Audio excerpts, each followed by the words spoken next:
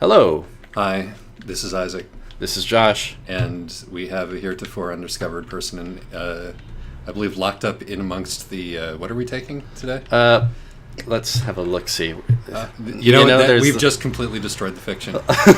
I'm sorry, the place where you should be is completely visible, and you're not there. But why don't you introduce yourself anyway? Hey, folks, I'm Michael Ghoul, I guess, by Tumblr naming convention. That's good. Locked in the back seat. Man, there is definitely not a back seat, and It's true. it's very obvious, unfortunately. But Isaac and Ghoul are I'm both just in among the sitting. plows. You're blindfolded, like strapped to the bottom of the truck. okay, the fiction is preserved. All right. It's Cape Fear. Cape Fear up in this Yep. piece. That is exactly correct. So the basic deal with this trucks is that my Tumblr buddy, Ghoul, whose real name I did not know until just now, and I'm actually kind of bummed that I do know it now, because it's always nice to be able to just categorize a person by their chosen persona. We don't know your last name. That's true. That's and true. And you never will. I take my anonymity very seriously on the internet. No, that is very true. And but I think it also just helps to know a little bit about a person by the fact that you have chosen to represent yourself as a series of puns on the word ghoul for as long as I've known you, which is delightful. But anyway, the reason why we've invited Michael along today is because Michael is not a Homestuck person, but upon the ending of Homestuck, having read me talking about Homestuck at great length on my blog, he decided to read Homestuck in its entirety. Well, let me make an addendum to that, because it wasn't until Homestuck had been over and I had a sort of a year-end project due in a week that I was like, I should read the entirety of Homestuck right now. That sounds about and right. I did, and I did the whole thing. How long did it take you to get through it? I think 5 days. That's a lot of reading in 5 days. Yeah, that is some serious procrastination. It's right around 4,000 pages. It's quite a bit. Quite a bit, yeah. But actually, so I had read Problem Sleuth when I was like a sophomore in college, and Homestuck had just started, and I was in a similar place, and I read the entirety of Problem Sleuth in like 2 or 3 days. Yeah. And then That's the same time I did that. You and me might be about the same age. You'll never know. Solving the riddle of your identity is the true reason we have you here. Zodiac Killer. What? No, it's not a good joke even. But I'm sorry, please go on. Yeah, well, so I read all of Problem Sleuth, and by the time I had finished it, and I had finished the paper that was due the same week, Homestuck had been updating for about a month. So I got through, I think, the end of, like, John Egbert's little section at the very, very beginning, and then I was waiting for the next update, and I totally forgot about it until, whatever, 4 years later when... Are you telling me that the beginning section with John Egbert fucking around in his room wasn't memorable enough for you to get instantly invested? Yeah, I don't know, and because I just read 1,200 pages of Problem Sleuth, which is totally a different beast, I was like, okay, so... we've got these cool little video game style artifices or whatever here. Why is there all this talking happening? I don't know what's happening here. And then, but I don't think I could have read all of it. I don't think I would have finished it if it weren't done already, basically. Like, I think waiting for updates probably would have broken my spirit, and resolved to finish. So what we have here is the archival reader, kind of a mythical beast in the Homestuck fandom. Yeah, we did say on a previous Trucks that you didn't exist. Yeah. Essentially, we said that it was very unlikely that anybody would do what you had done. And completely without my prompting, you did it. And so you were here partially because of revenge, but partially because I am very curious, because we cannot have your experience, because we have been... I have been waiting for the next update on and off for the last 7 years of my life. So that was, if you're keeping count, sophomore year of this person's life was about 7 years ago. Wow. Yeah. And we need to know what Homestuck is like, because we are completely incapable of making that judgment Yes. having been ruined by We didn't experience- a very, very slow drip. We didn't And- experience Homestuck. We experienced something else. and the intermediation of the community and the narratives that surrounded the community. So part of this will be you asking us questions, which I hear that you have, about what the community was like, or what the response to X was, or but in part of this will just be us, and this is how I'm going to start asking you. Is Homestuck any good? Yeah, is it good? Can you please tell me if it's good? Okay, well, here's the thing about that. Short answer, no. Long answer, qualified, no.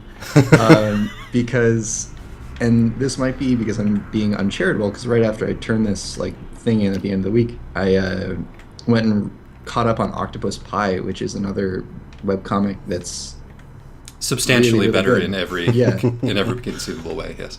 I mean, and so the reason that I think where Homestuck fails, it's really important to me, is that it's not very merciful with its characters in a way that Octopus Pie totally is. That was really off-putting for me. There you have all the same kind of instances of the characters being very petty and being very self-absorbed and roiling in self-doubt and all this crap, and but you never get any. You very rarely get any payoff from that in Homestuck, and it seems like that's kind of an authorial choice that's not maybe. Yeah, it feels like non-merciful to me, I guess, is the update or the word for that, and I didn't find it easy to would just watch these characters suffer kind of in stasis for the entire thing, and there's very little character arcs.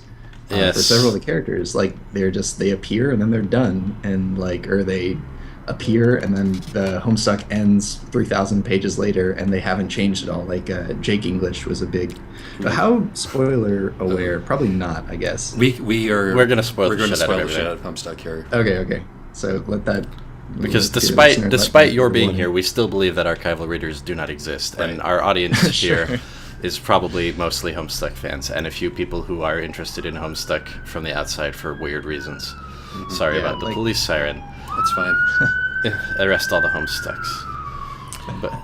But yeah, it's interesting because I think in our experience, it didn't become obvious that Homestuck was going to do this to its characters until maybe 3 or 4 years in. Right. So One what, of the things. what a point in the story is 3 or 4? What's the equivalent? The part in the story I'm thinking of is when Gamzee started murdering everybody. 3 to 4 years Sure. is a guesstimation, and it could be off. But Okay. it felt like it this. is off because that's about Makes 2 sense. years in. It's only about 2 years in. Because Well, even of so, the way that the arc of this thing moves. But yeah. right. Even so, it's a long time, and we had every reason to suspect at first that he was going to try to do justice to the characters. Yeah, one of the things that actually appealed to me about the comic, and one of the things that got me further into it, is with the introduction of the trolls in early Act 5, he seemed to be treating archetypes that were essentially internet hate figures with a certain degree of compassion, and paying attention to them as people, which surprised me coming from him, given what I knew about him. What do you mean by that? There's your assorted furries and obsessives and perverts and people whose personalities were essentially broken in important ways. The trolls were basically literally introduced as internet trolls. Right. But so Hussey has a reputation for going after people like that, or what? Why is it surprising that he should treat them with decency? He used to run a comic called Team Special Olympics. I'm not sure if you know that. Oh boy. Okay, no. So that's another thing, is I have absolutely no engagement with usually when I do stuff on the internet or internet allied fields, I don't engage with the community at all. I just do it by myself and fuck off, and then I'm done. So yeah, I had no idea. That's gross. But okay, cool. And I think cool. I think Microsoft Paint Adventures got its start on the Penny Arcade forums. So this dude is from a background where he would pretty much just make fun of people on the internet. Yeah, and that's a large brand of his humor. He felt very aligned with sort of the Something Awful community as a general matter, which does not necessarily mean like unthinking, hatred of people who are different, but the whole raison d'etre of that, crowd is making fun of people who are weird. Right.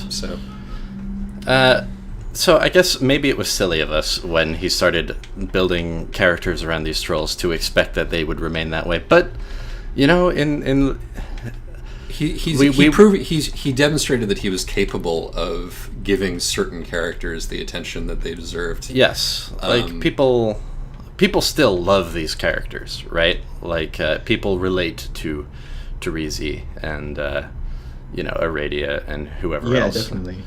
And people have sort of lionized them in a lot of ways. Like a lot of after I finished the thing, I was looking around for fan art, whatever, and there's so much of it. But the kind of the thing that runs through all of it is that it's the person's sort of idealized version of all of those characters, which is kind of interesting. Like, and I guess necessary. Like, there's no way that it would be just, copy paste from the comic. Like, yeah, I made this. OC, do not steal. Right. But not that didn't happen all the time. But okay. Well, yeah, there you go. But no, I mean that's sort of part of the deal with Homestuck, and part of the intentional deal with Homestuck is that these characters were templatized, both in their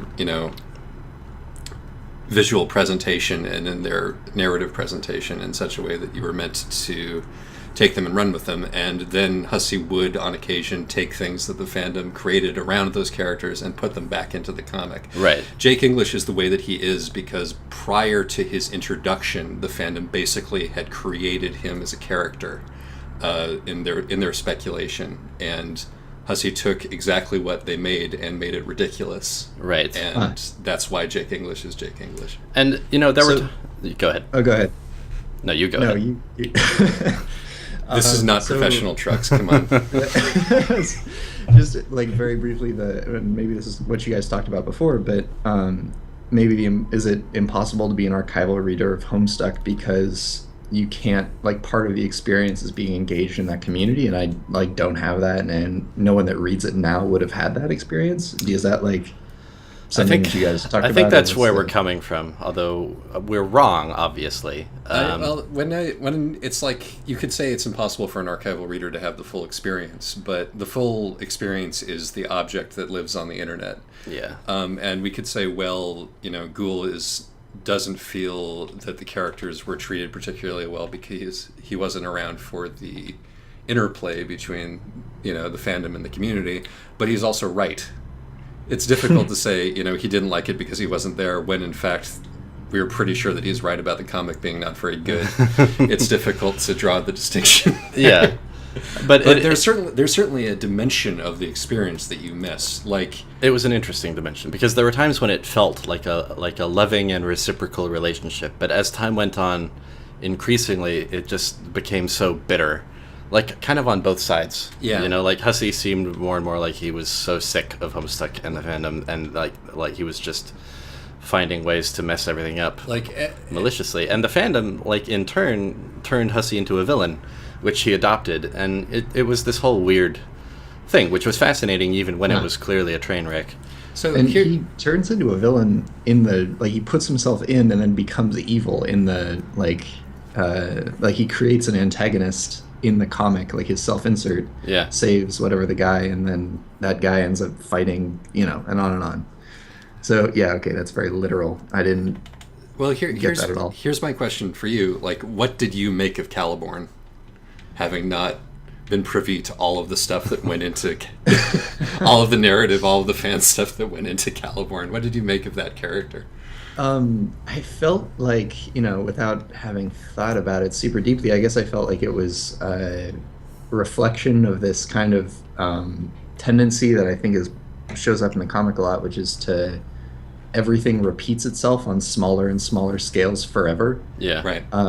So like you read a story about this kid, and then ultimately one of these other kids starts telling a story about a kid, and then like, if Caliborn's weird little thing had been allowed to continue, he would have eventually gotten to a part where those kids start telling it, like those little weird stick figures start telling a weird fucked up stick figure story, and like on and on and on, all the way down forever, right? So, and I feel like that might have just been queued up for me because he throws in stuff like occasionally like a salamander that keeps showing up has like all these complicated lives and relationships that are sort of alluded to. Yeah. It's like, why include that except to kind of point out that this thing is propagating downward from these characters that we focus on. Maybe not downward, but it's propagating out from these characters that we focus on. Yeah, that's an interesting perspective on that, because most of what the fandom made of that salamander was, we love this fucking salamander and we want to see what's going on with him.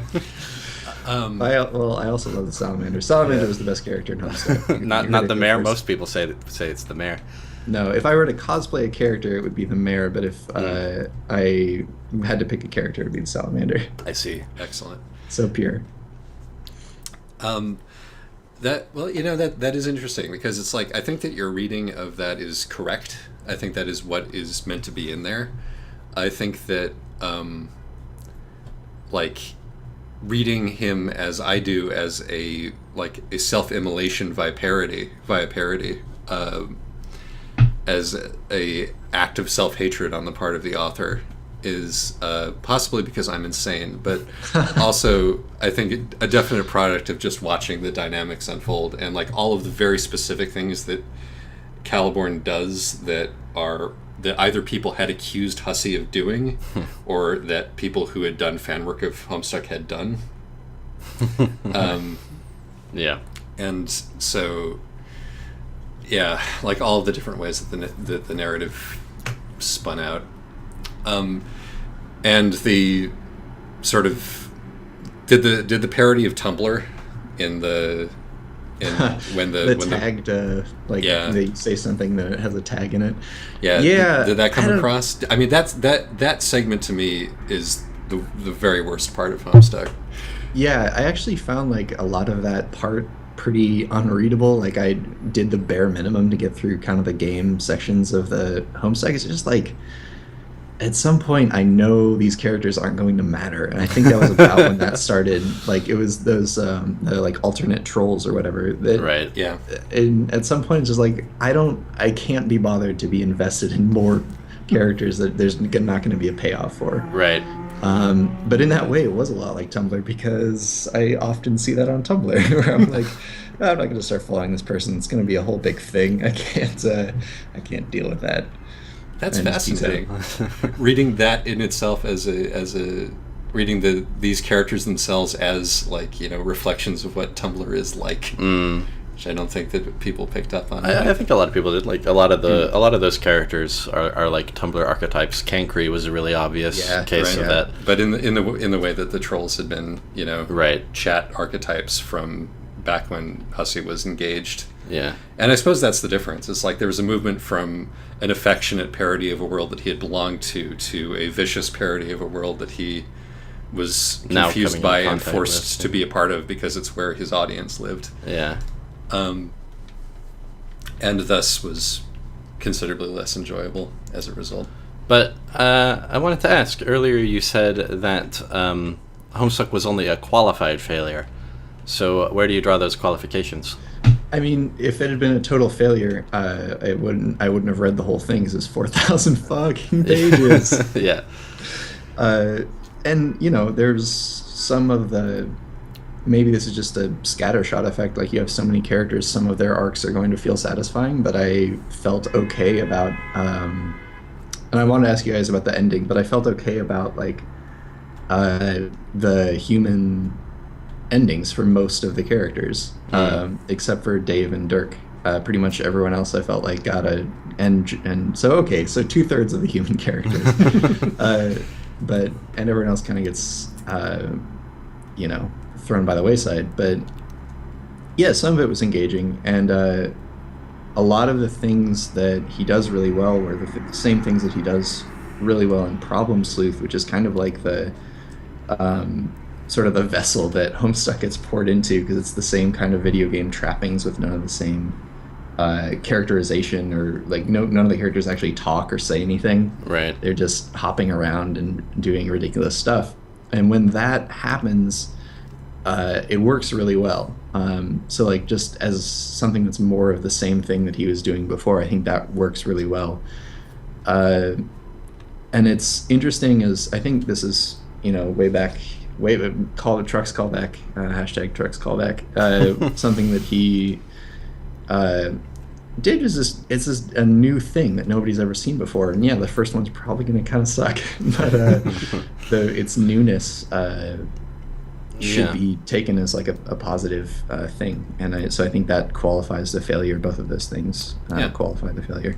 There are definitely webcomics, or many webcomics out there, which are in the direct lineage of Homestuck in terms of how they're put together, going back and forth between animation and, drawn comic pages and just the sort of... There's a great one a while ago that I stumbled across after I became aware that Homestuck was a real thing that people cared a lot about, but before I read it, which was called Prequel, I think. And it's like set in the Elder Scrolls universe, and it's the same kind of thing, and it's just this bizarre thing, but it was, again, had this rabid following of people that would go every day, and it was nuts. But I don't know, that interactivity, is that kind of started with Homestuck, I guess, is the sense that I get. It definitely became popular when MSPA took off. It existed before, like on forums. It's an old forum started tradition. on the MSPA forums, and then migrated. I think that the thing that Homestuck made clear was that, given the fact that Hussey abandoned any pretense at actually taking user commands relatively early into it, is that it's not a feasible way to tell a story, which Prequel demonstrates. Oh my God, does it demonstrate? But there's a lot of fucking around. And But I've seen various other things, like the way that Homestuck deals with Canvas. Or the way that Homestuck deals with multimedia, iterated out in comics like Ava's Demon. Well, those things are cool, but I find that what I value most about Hussey's voice is just so hard to imitate. Like he used that stuff to couch some of his better features really well, but they stand really well on their own too. Like just the way he would build these just enormous four-dimensional architectures for stupid jokes. Yeah. Like that's the coolest thing that Hussey does, in my opinion. I mean, if you want to know the thing that kept me reading it for 7 years, despite the fact that it's bad, it was the jokes as a basic general matter. Which kept being good jokes until very close to the end. I thought I was a big fan of the jokes, almost till the end. And it's unfortunate that small sliver of the end took about a year in real time. When the jokes had sort of gone away, which made kind of a forced march for the last little bit there. Speaking of which, you said that you wanted to ask about the ending. Well, so I sent you a thing that was like sort of a post-log or epilogue, whatever the bit, and you were like, many people have tried to fix the ending, and I wanted to know why you guys didn't, or what you thought of the ending, if you didn't like it, if my gripes were the same gripes that you had, in terms of like character arcs not getting resolved and things like that, and even just what the sense of the Homestuck community, what the fandom thought about. Oh my God. Very few people liked the ending. Why don't I'm gonna it. plow into this, and then Josh will maybe clean up afterwards. Clean up the furrow. The agricultural metaphor. So it was interesting to me that you said, well, I liked the Ends of the Humans arcs except for Dave and Dirk, because I thought you said the opposite of that. Did you not? No, that's what I said. Which makes very little sense to me, because I felt that Dave and Dirk had attention lavished on their relationship and their arc and their development, to the exclusion of the characters that we care about more, which I mentioned not to quibble with your interpretation, but to demonstrate that I think for a lot of the Homestuck fandom, the ending is about or how your reaction to the ending is about what happened to the characters that I cared about, what happened to the characters that I related to. Were they given what I think is their due or not? Sure. You know? And I think almost nobody was really satisfied with what happened with their characters, their favorite characters at the end. Particularly because the ending itself was almost like the ending video itself was almost entirely free of information, or information that had not already been presented in one form or another, and so people were still. I mean, there were a lot of people who still believed that there could be an arc, you know, even to the point where it should have been clear that there wasn't any room for an arc anymore, you know, but that an arc might happen. There were a lot of people who still thought that maybe just in the last second it might become satisfying, even though it was clear that that was not what Hussey was interested in doing. Sure. God damn it. So that was, I think, the broad reaction is, what was that? Where is the rest of it? After all 4,000 pages, where's the rest of it? Yeah. You know? Well, and so I think and I should clarify that I wasn't. I didn't say that they didn't get enough attention, but that I didn't think that any of their like problems really got resolved, and that's really frustrating. Yeah. Despite the pages and pages and lines of text about them interacting and them doing this, they don't really figure anything out. They're just largely just as miserable as they are. And you're dealing with like alternate versions of the characters than the ones you've been spending time with, so it's confusing what problems they even still have. Yeah. Oh my God. No, that was a big frustrating. That was a big part of the deal. Was the people who started writing the comic again were reacting for the most part to the fact that the comic had been reset, and none of the characters who we were dealing with were actually the characters that we'd spent the last 5 to 6 years with. And so it's a lot of people finishing the earlier narrative. Yeah. Rather than going through the whole Terezi recons the whole universe business. Yeah. Honestly, I feel like the problem with the Homestuck ending doesn't need to be any more complicated than Andrew Hussey gave up. And like there were signs of it earlier. Like, not only, you know, he gave up on the suggestion box a long time ago, and that's okay, but for most of the final ending, he gave up on the conceit that the button you click on said things that the characters would respond to. And to me, that just indicates kind of a process of checking out. You know what I mean? Like, not to say that the conceit was the linchpin upon which Homestuck's entire structure.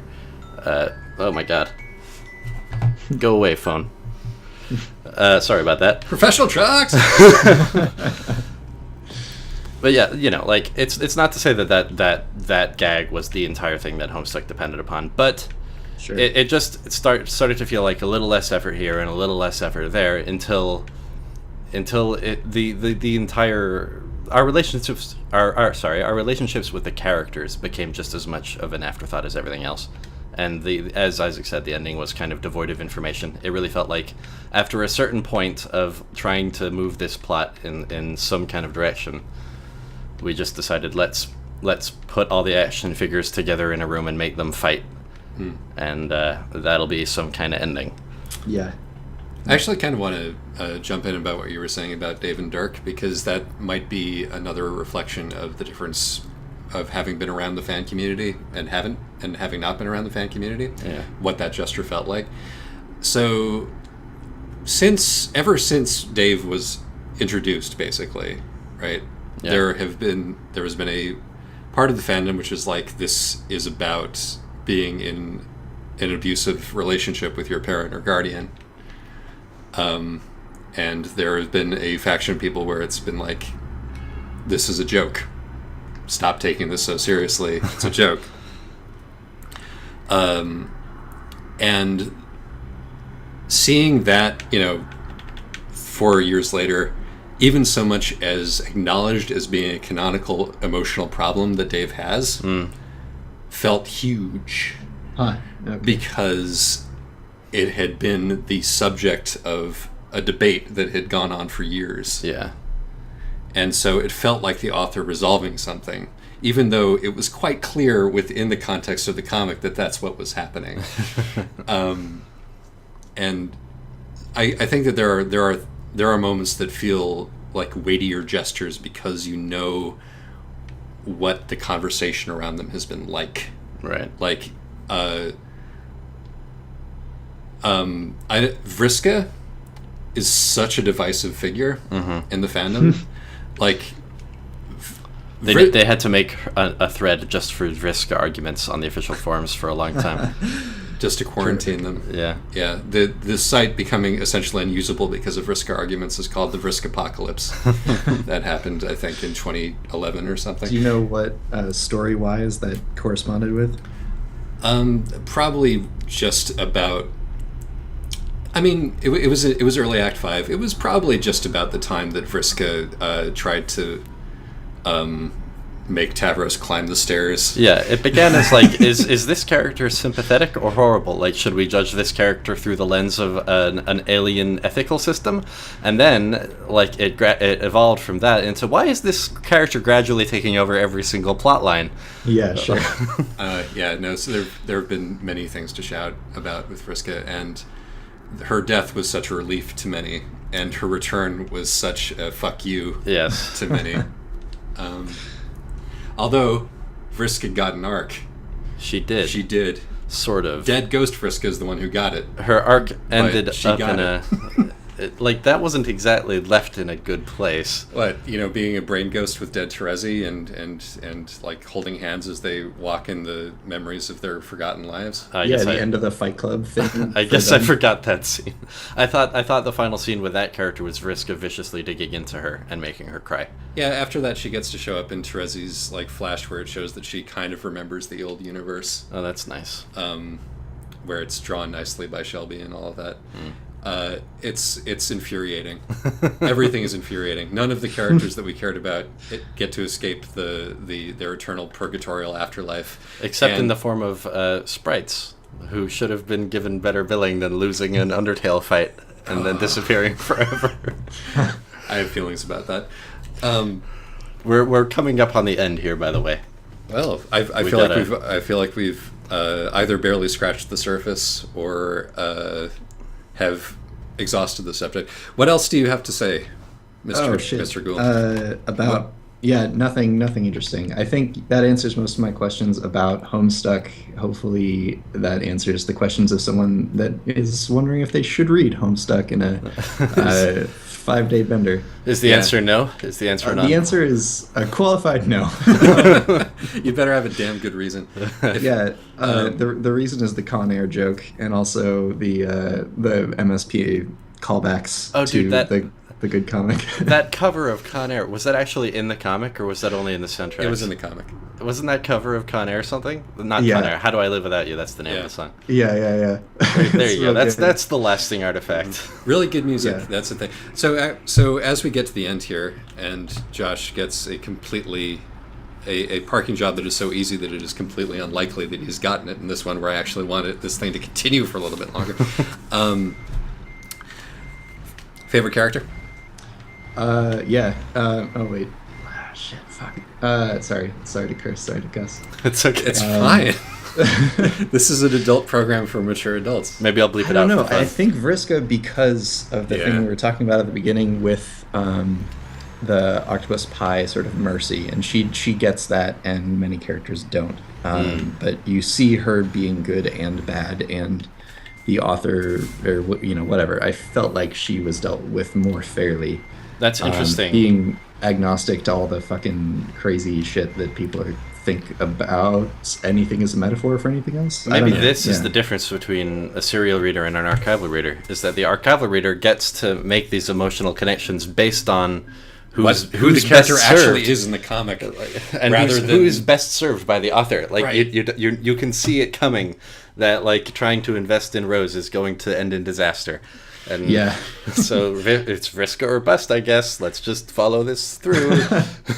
Sure. I mean, it makes perfect sense to me. I mean, also because Vriska is the best character and that she is the most interesting, least, has 3 traits ripped off from, an archetype that he was previously aware of. And has the most development, and he, to the point where solving the story is literally bringing Vriska back. Right. He makes that literally the truth about the universe that he has to bring Vriska back in order to fix the story. Oh man, I hate Andrew Hussey so much. Just on okay, person. so but did you guys think? What's your? Do you think it's a good comic? Would you go back and read the whole thing again? Absolutely not. If I did, Wait, to which question? I would never read it again. I don't particularly think it's a good comic.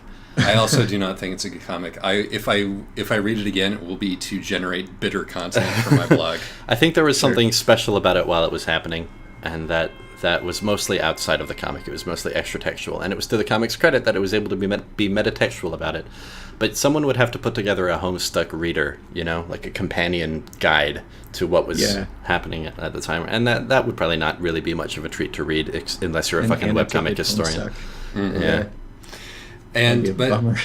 yeah, I still think it has a lot of very funny jokes in it, though. It does, which I would be the reason to read it, and maybe the reason to Con Air. Do it for the Gipper. That's a pretty good moment. Yeah, I honestly think that you could. I mean, and tell me what you think about this. I think you could read up until the end of Act 5 and stop reading and have a pretty good experience. Yeah, and that's right before they switched to the new humans. Yeah, that fucking cascade flash where the kids get god tier. Yes. Well, I mean, here's the deal, right? We were also aware of where the part that he broke is, because it was after that. The plan was that there was going to be a big flash animation, which was Vriska versus Jack and Rose fighting Jack. Yes. Grimdark Rose fighting Jack after they find Egbert's parents or their parents dead, and Vriska fighting Jack in the doomed version of the universe, and that was going to be the next big piece in the comic. Right. But he was unable to make it what he wanted to make it, and the comic went on its first big hiatus. And we got the Doc Scratch arc instead, which is where the glitch stuff and the we're switching narrators stuff and the this is bloviating and long-winded and bad and fragmented on purpose stuff all starts. And those aspects just intensified over the course of the rest of the comic. But that's the point where he lost it. Yeah. And you can pretty much kind of tell. This story, because it just starts over, and you're like, okay, cool. So none of this matters, huh? We're just gonna go back to the beginning. Yeah. Right. Yeah. So that's my deal. I think that if you want to read Homestuck, you should probably you should probably stop at the end of Act 5, and if you can't, then I warned you. Yeah. Well, I think this has been enlightening, even though you've pretty much just confirmed what we are. At least this podcast can serve as the annotation. Someone can read it and then be like, maybe not. Maybe something else then. Good. Sorry if anyone listening likes Homestuck and I kind of shit all over it. I apologize. You qualifiedly shit all over it. It was qualified shit, which is pretty much, I think, where most people are vis-a-vis Homestuck at this point. Terrific. And the other takeaway is read Octopus Pie because it's great. Yeah. And it's also ending soon, and it's probably good that it's ending soon because it's getting to that point where diminishing returns are beginning to set in, but it's great. All right. Thanks for joining us. Yeah. Yeah, thanks, guys. No problem. Goodbye, truckos.